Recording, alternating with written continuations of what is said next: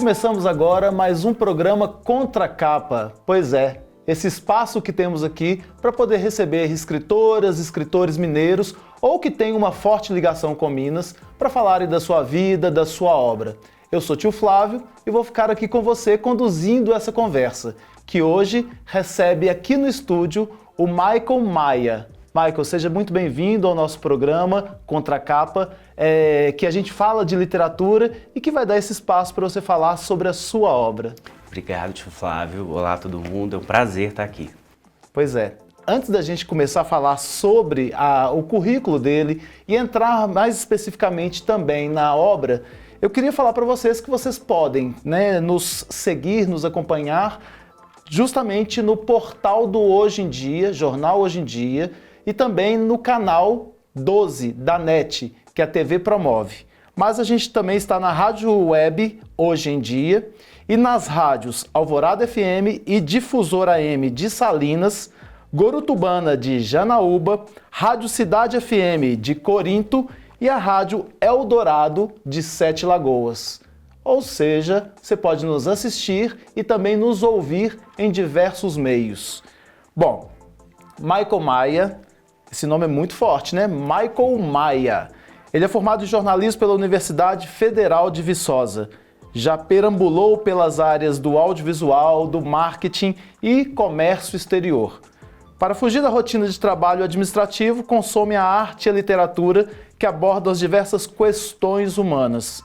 E, não menos importante, toma café sem açúcar, ainda não tomou, mas vai, justamente para poder comer o doce sem culpa. Então, aqui está o nosso amigo Michael Maia, que vai nos falar sobre a sua obra. Eu ainda não estou nesse estágio de comer doce sem culpa, não. Mas, e também não estou no estágio de tomar o café sem açúcar, não. Mas eu vou me inspirar. Bom, nós vamos falar sobre este livro do Michael, né, que é o seu livro de estreia, que é Entre a Vida e a Morte, há vários documentos.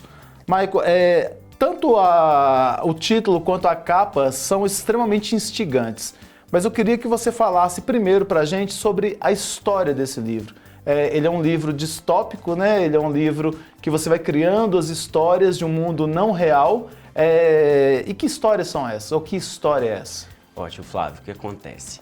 Esse livro ele passa num mundo onde inventa-se um alucinógeno, uma droga, que as pessoas começam a usar em um modo recreativo e ela permite um sono feliz. A pessoa dorme e ali nesse sono, nesse sonho que a pessoa tem, ela afirma depois ter encontrado parentes já falecidos, ter resolvido pendências que ela tinha em vida e algumas afirmam até ter encontrado Deus. Só que o que acontece é que alguns minutos depois, ao acordar, a pessoa morre. E aí cria-se esse mito de que é uma morte feliz, todo mundo quer usar, todo mundo quer morrer dormindo e se despedindo ali na cabeça de uma forma alegre. E aí nesse mundo, todas as sociedades começam a ruir e as organizações mundiais vão e pensam assim, opa, peraí, depois de alguns anos tentando frear esse consumo e essa horda de pessoas morrendo, as organizações mundiais viram e falam assim, olha, vamos deixar a cargo de cada país regularizar essa droga e aí cada país vai ter que usar uma burocracia para frear esse consumo.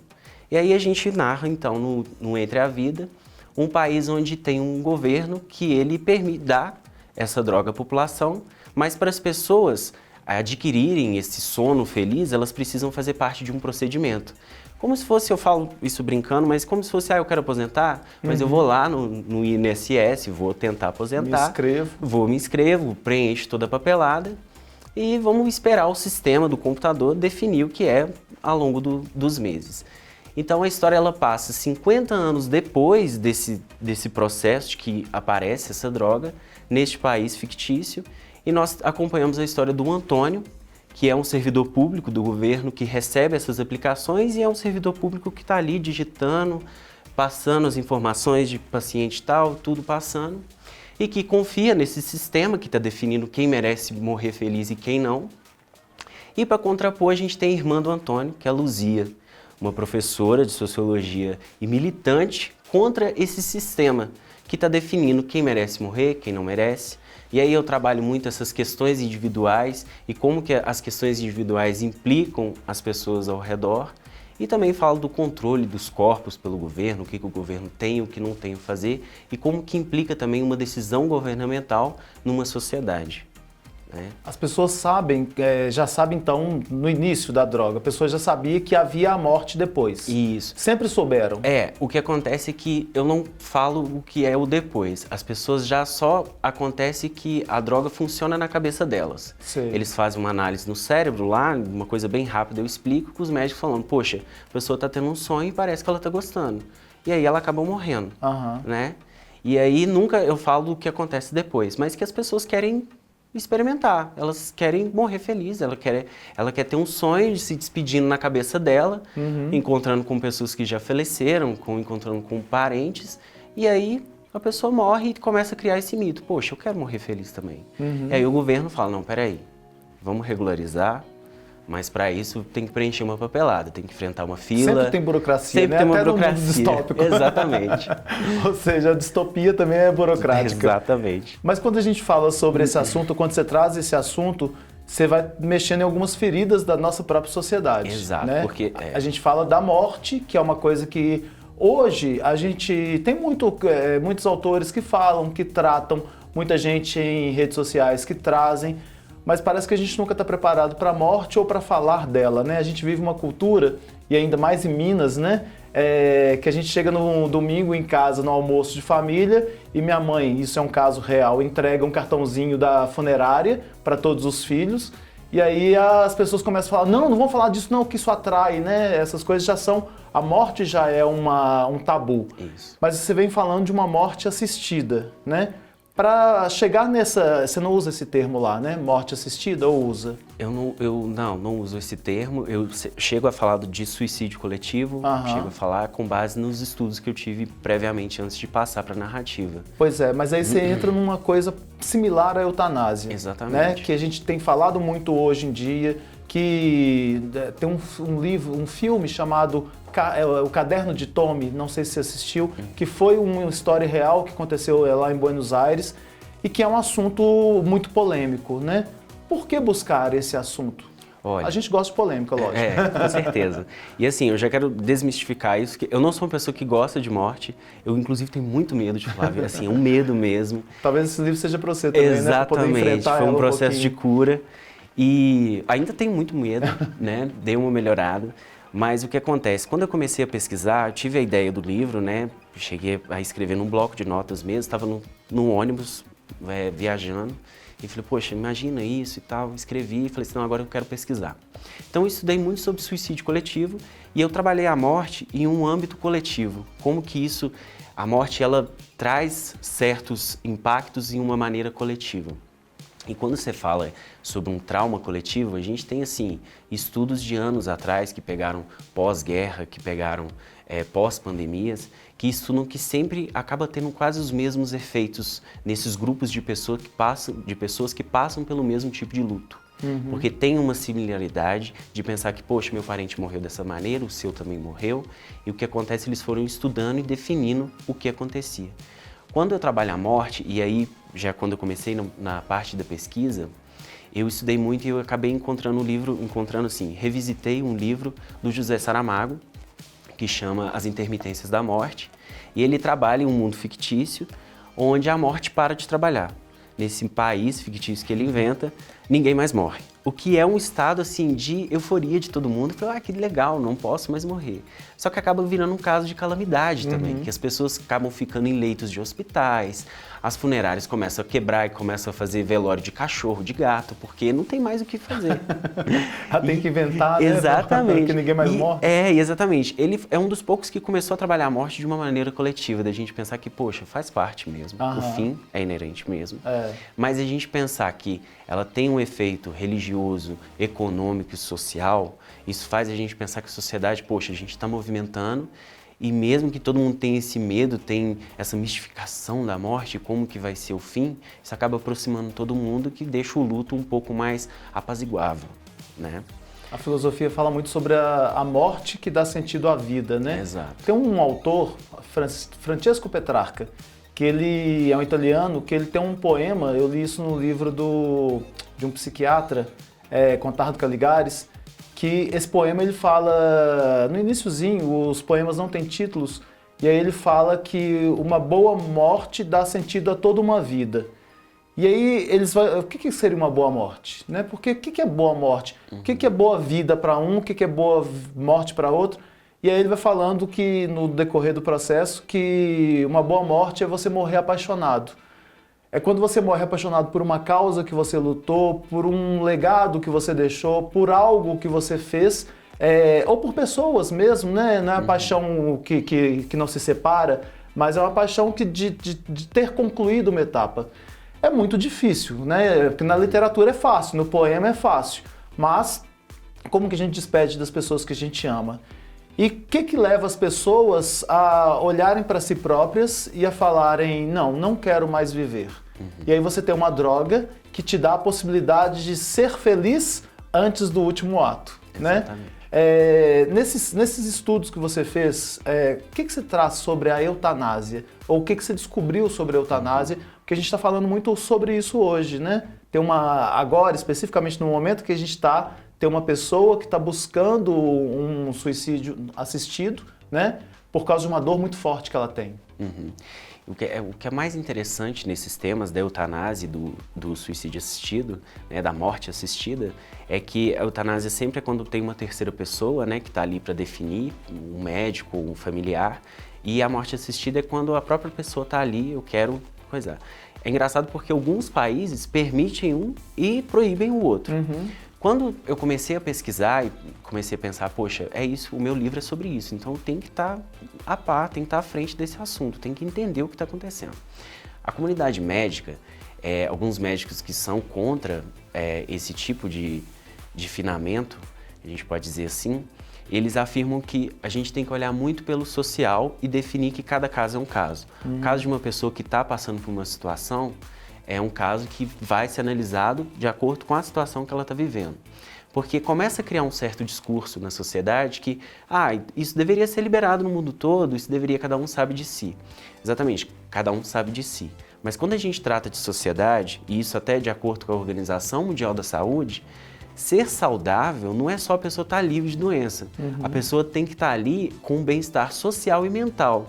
Então, se você for pensar de onde que a pessoa mora, se a gente começar, vamos liberar a morte assistida para todos os países, mas todos os países têm uma condição social para dar um mental saudável para a pessoa, para ela definir se ela está apta ou não a morrer jovem, independente de qual idade. Então, é isso que os médicos sempre falam. A gente tem que estar perceptível com a sociedade que a pessoa está inserida, com o caso que ela está. E um outro caso muito interessante que eles sempre falam, que é uma coisa muito, você tá ali, uma situação escorregadia. Porque se você tomar uma decisão, não tem como mais voltar. Você já vai cair e vai tomar aquela decisão. O que implica também certos pacientes que podem ser portadores de deficiência, porque aí começa a criar aquele discurso, poxa, seja um discurso capaciticista, né? Você falando que, poxa, essa pessoa, será que ela está apta a decidir se ela quer ou não? E aí, assim, é um tema muito que você tem que analisar caso a caso. Envolve muitas questões, né? Não é uma coisa tão simples, por isso que é denso de ser tratado, né? Exatamente. E retratado ainda numa forma de romance, em que você vai trazendo uma história, criando os personagens, dando vida a eles, né? E pensamentos próprios, porque você tem uma irmã que é contra. E essa irmã é contra até o fim? Então, eu vou dar um spoiler. Às vezes você nem precisa falar não, tá? Não, já acontece no primeiro capítulo, não tem problema. O primeiro capítulo está disponível nas plataformas, então não vai ser tão spoiler assim. A Luzia, ela é uma paciente oncológica, ela e a esposa, a Tânia, e aí, anos assim, com o câncer reincidindo e fazendo tratamentos, elas resolvem parar o tratamento. E elas comunicam isso à família, e aí de início já começa a ser uma quebra para os personagens. O Antônio, que via ali a Luzia sempre como uma personagem, uma irmã que estava ali fazendo o trabalho dela, sendo contra o trabalho dele, mas eles nunca se comunicavam. Então ele começa a ter um luto, um pré-luto, de ver que, poxa, a minha irmã, ela já é quase uma paciente que pode ganhar essa droga porque ela já é uma oncológica terminal. Então ele começa a criar essa quebra, esse conflito dos irmãos, dele tentar entender, poxa, mas você sempre foi contra o sistema e agora você está aplicando para ele, que aí entrou numa parte da pesquisa de tentar entender essas pessoas que não têm medo da morte, que para elas a vida já está sincera, elas já viveram o que elas tinham que viver, né? E a Luzia, ela me trouxe muito uma parte do estudo de ter que entender um pensamento budista, de que o budismo ele está sempre ali trabalhando que a morte é inerente, a gente tem que pensar na morte, e sem ser uma coisa muito, você tem que viver sua vida pensando que você vai ter uma morte boa. Não, é de já aceitar. O que eu acabo trabalhando no livro também, que acontece em uns momentos de pós-traumas coletivos, que já foram comprovados em estudos, é que após um trauma coletivo, chega um momento que as pessoas ficam num momento de euforia e esquecimento, que entra naquele sentimento de eu quero viver tudo que dá para viver, eu quero viajar, eu quero aproveitar. Só que o budismo ele vem com um sentimento, ele vem com um lema, um ensinamento, que é você acordar e pensar assim, eu vou morrer, a morte é inerente, a morte é um dia que eu vou ter que viver ele, e não só a minha, mas de outras pessoas, mas eu tenho que fazer sentido da maneira que der para sentir. É claro que não aceitar certas condições ruins, isso vai, né, de cada um, mas é você acostumar que existe. E isso não que faça você ser uma pessoa que eu não vou viver, eu não vou pensar no amanhã, eu vou fazer o que der para fazer, eu vou comprar, vou me endividar, né? Tem muito mas disso não, mesmo. E aí fica esses dois polos, o Antônio e a Luzia, eles ficam nesse conflito de a Luzia, que é uma pessoa que está ciente do que ela quer fazer, ela viveu o que ela tinha que viver e ela quer passar pelo procedimento. Você é budista? Não, eu senti muita afinidade com os temas, mas ainda não tive todo o parâmetro para chegar ao budismo. Mas, assim, é legal acho trazer, interessantíssimo. A Ana Quintana, né, que é a médica que pesquisa muito sobre a morte, ela traz muita questão do budismo também, né, para poder ter essa visão da morte. Porque assim, são várias possibilidades, né? As pessoas viverem tudo o que quiserem viver e esgotarem sua energia, porque a morte existe mesmo, ou você aproveitar cada dia, cada um vai achar a sua maneira, né? Mais dolorosa, menos dolorosa, mas é algo que é inerente, é pessoal mesmo. Exatamente. Agora eu queria saber sobre o título do livro. Entre a vida e a morte há vários documentos. O que é esses documentos? Os documentos a gente pode colocar como situações, como momentos das nossas vidas, né? Porque documentos pode ser uma foto, pode ser um vídeo que a gente grava no celular, pode ser um domingo de família que você guarda ali na memória. E também faz uma brincadeira com próprias questões que tem nessa distopia que eu criei. Da burocracia. Da burocracia que o país cria, né? Chega certos momentos que as personagens, a Luzia e a Tânia, elas acabam discutindo porque elas têm que apresentar muitos documentos para o governo. É documento de financeiros, ela tem que apresentar o que elas têm de bens, o que elas não têm, para onde que elas vão deixar esses bens. E a morte acaba sendo uma coisa tão burocrática que elas acabam ficando desgastadas. Será que eu quero mesmo morrer? Será que eu quero passar por isso? Que é um procedimento do governo para frear, tentar frear. E o título, a gente já estava conversando antes, previamente, mas esse título é uma coisa que dá muito trabalho, né? E não era esse título, eu tive uma ajuda da Juliana Cury, que me ajudou na preparação do texto, e foi assim, uma reunião que a gente teve bem prévia, que eu falei, Juliana, eu tô assim, não consigo pensar num título, eu queria um título que pegasse a essência do livro. Ela, e se a gente fizesse uma brincadeira assim? Eu falei, não é isso, não fala mais nada, vai ser isso aí. E aí foi, eu sou eternamente grato por ela, porque eu tava algumas noites sem sono pensando. Mas o título realmente é uma coisa das mais difíceis, né? Porque você tem que traduzir naquele pequeno espaço uma essência do seu livro e que é muito complicado mesmo. Eu falo que parece um parto, né? Porque você vai elaborando. E quando você fala ou traz isso, porque eu acho que é interessante deixar aberto também para as pessoas interpretarem da forma que quiserem, mas aí vem a visão do autor. Eu não tinha percebido como um documento de memórias, né? Porque eu acabei de ler um livro de até um autor mineiro que eu entrevistei aqui, que é o Jackson Fuchs, que o livro chama Meu Pai.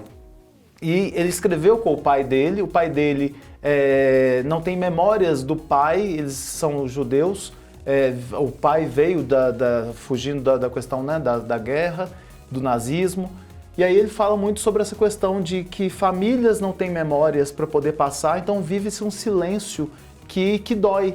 E aí quando você fala desses documentos, se a gente pensar na vida da gente, há muitos registros de momentos extremamente felizes, né? e que às vezes a gente não os busca, né? Não...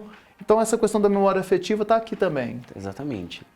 Agora me fala sobre a capa. A capa também foi um processo assim que demorou algumas semanas pra gente chegar nela, já estava com a editora. E aí eu queria que fosse uma pintura que tivesse pelo menos um elemento marítimo ou então um mar. Porque o mar ele me dá essa sensação de finitude, você sabe que ele vai acabar, mas você não vê. Você sabe que um dia o mar ali, se você atravessar o oceano, você vai acabar o oceano. Tem um fim. A gente não consegue mas você não vê, que é Boa. exatamente o que acontece com a vida. E aí... a editora já estava entrando em contato com alguns pintores. Um dia eu estava pelo Instagram e eu gosto muito, o pintor é o Arthur Rios, ele está no Instagram, ele tem pinturas maravilhosas. E aí um dia eu entrei, fui olhando todo o perfil dele e falei, poxa, eu quero achar uma aqui, gosto do estilo dele. Achei essa pintura e mandei para a editora falou assim, não, vamos entrar em contato. O Arthur foi muito solícito, o que eu achei mais assim, interessantíssimo dele é que ele falou assim, bacana, mas eu quero saber quem é o autor e o que é essa obra. Eu pensei, poxa, mais bacana ainda, porque eu não vou vender, ele não vende a arte para qualquer um, ele quer saber aonde que vai implicar. O sentido que ela tem, né? Exatamente. Nesse casamento aqui. Exatamente. E aí, desde sempre, eu sou apaixonado com essa arte dele, eu olho e falo, não, foi uma boa escolha, ela é instigante, assim como o título, ela te dá uma estranheza de ver um animal que não está no habitat dele, e você pensa, poxa, mas por quê? O que é que esse livro? O que ele fala? E aí que é isso que a gente quer fazer. A gente quer fazer que a pessoa ela entre na literatura de uma maneira curiosa. Ela quer saber o que aquilo vai trazer para ela. E aí você lança seu primeiro livro. Outras ideias estão vindo aí à mente? Sim, sim. Tem algumas ideias. Eu gosto muito de escrever em rascunho pelo bloco de notas do celular mesmo. Só escrevo em tópicos e aí coloco alguns temas que eu quero pesquisar. E eu estou num processo ainda de lançamento do livro, e o livro, assim, o livro saiu, foi em março. É muito recente, né? É muito recente. Para a sociedade é como se fosse realmente um filho, né? A gente está mostrando ele para a sociedade agora, mas ele está comigo tem 2 anos. Tem dias que eu olho para ele e falo assim, eu não aguento mais olhar para você, não aguento mais pensar nesse livro. É a crise com o filho. A crise com o filho. Mas eu preciso que as pessoas vejam. E ao mesmo tempo, eu vi recentemente um post de uma escritora daqui de Minas, que ela falou assim, eu estou lançando meu segundo livro, e ela falando desse processo, que ela ficou com o primeiro, de que ele também sugou muito a energia dela, e ela falou um negócio que eu guardei e uso sempre penso que para curar de um livro a gente tem que escrever outro. E é isso que eu tenho pensado, porque falar de morte é um negócio que puxou muita energia. Durante a pesquisa do livro, eu enfrentei um luto por uma amiga, ela sofreu um acidente fatal, assim, de carro, e que me balanceou um pouco, tanto na escrita quanto na pesquisa. Eu fiquei um pouco assustado, porque eu estava pesquisando e lendo sobre luto e fazendo anotações, e aí, né, esse inesperado me traumatizou por um tempo, que eu fiquei, poxa, será que isso é um sinal de que eu não tenho que ficar pesquisando sobre isso? Sabe, que ironia é lá essa? naquele domingo, né, do almoço, não vou falar de morte não, que atrai. Exato. Ai, será que eu tenho que pesquisar mesmo? Será que eu tenho que escrever esse livro? E acaba que não dá para aprender com a morte, porque ela tá ali sempre. A gente tem que aprender com como a gente enfrenta ela, como a gente enfrenta o luto. E acaba que o livro, o Entre a Vida, ele foi um livro de cura. Eu conversando comigo mesmo, os personagens conversando, e eu vendo eu conversando comigo mesmo, quebrando esse medo, né? Claro que eu ainda tenho medo, mas amenizando. Né? As pessoas que querem, que têm interesse em falar ou pesquisar ou ler sobre luto, elas encontram aqui alguns pedaços sobre esse assunto? Encontram sim, porque os personagens eles estão passando por esse luto e sempre tem ali algum afago de falar que isso acontece e, por exemplo, sentir raiva da pessoa é muito comum e você não pode ficar se culpando por ter raiva de uma pessoa que morreu ou uma pessoa que está ali decidindo uma morte assistida, que é o que acontece, a gente estava conversando dessa mulher, né, que está decidindo. Algumas pessoas acabam despejando comentários de ódio contra ela, falando que ela não tem amor à vida, mas isso não tem o que fazer, né? É o que acontece. E o luto ele tem muitos estágios, né? As pessoas pegam um processo de barganha, um processo de raiva, e é enfrentar isso como é normal. Né? É normal do ser humano a gente passar por esses processos. Ok. Agora, para a gente começar a fechar esse assunto aqui, uma outra curiosidade, né? Você falou sobre o livro está muito novo, você está nesse processo aí de, né, de olhar para ele, de ter amores, né, de ter, às vezes, repulsa. Isso, para mim, também foi normal. Quando você escreve um livro, você tem uma dificuldade, às vezes, até de lê-lo depois, quando ele está pronto, né? Porque você já leu tantas e tantas vezes que ele chega, é uma maravilha, né? Quando ele chega da editora, chega pela entrega lá na sua casa, é uma festa. E aí você vive esse processo realmente com ele. Eu entendo que essa cura venha com um novo livro mesmo, que aí você entra no novo tema ou dá sequência no novo tema, mas sei que é muito novo. Mas essa vontade de escritor aí está te aguçando a continuar? Sim, com certeza. Você tem alguma coisa em mente? Tenho já alguns projetos que eu estou na fase da pesquisa, que para mim, do Entre a Vida, foi a parte mais legal de você sentar e pesquisar, porque quando você começa a pesquisar, você já começa a criar conflitos ali na sua cabeça, você já começa, poxa, isso daqui eu posso criar um diálogo, isso daqui eu posso já desenvolver um personagem. Então é uma parte muito legal e eu quero dar muito mais espaço para essa parte da pesquisa, que ela te aguça. E a pesquisa, assim, tanto temas acadêmicos mesmo, de pegar livros bem densos, mas também pegar estilos literários, né, romances que você quer, que está ali de acordo com o projeto que você quer trabalhar, para você ver o que tem no mercado, quem já trabalhou, quem está trabalhando, que é essa parte que eu quero muito, assim, dar mais espaço para ela. E aí eu vou puxar para outra pergunta, que é justamente, não especificamente sobre esse livro, mas na sua vida como um todo. Quem são suas referências literárias? O que você gosta de ler?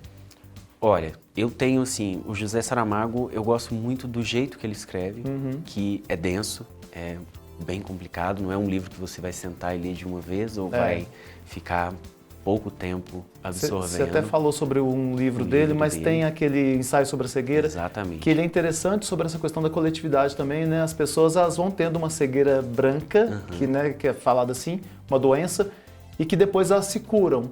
E aí ele deixa naquele livro uma não finalização, né? Porque aí ele fala, e aí? E a partir daí? Será que elas aprenderam alguma coisa? Né? A interpretação do livro ela é aberta, logicamente, mas ele provoca muita coisa, né? A gente sai da leitura do Saramago com um monte mais de dúvidas do que de questões resolvidas, né? E é isso que eu gosto da leitura dele, dos livros, de toda a obra dele, é porque ele chacoalha a cabeça. E o melhor é que ele não se preocupa em explicar como aquilo está acontecendo. Ele apenas deixa o barco tocar e fala assim, e você faz essa misturazinha na sua mente. Decide aí o que você vai decidir, mas é isso que está acontecendo aí no livro. E isso te dá uma coisa... Quer pensar que a vida também é assim, que a gente ficar pensando, como vai ser a morte, o que tem depois da morte? A gente tem que viver a vida mesmo, sem ficar pensando no como, porquê, ou como a gente está aqui, será porque que eu ficarei dependente de alguém? Será que eu ficarei, né, com ou sem memória? Isso é uma dor antecipada, né? Que a gente, às vezes, tem que evitar. Mas para a gente poder encerrar, então, Saramago...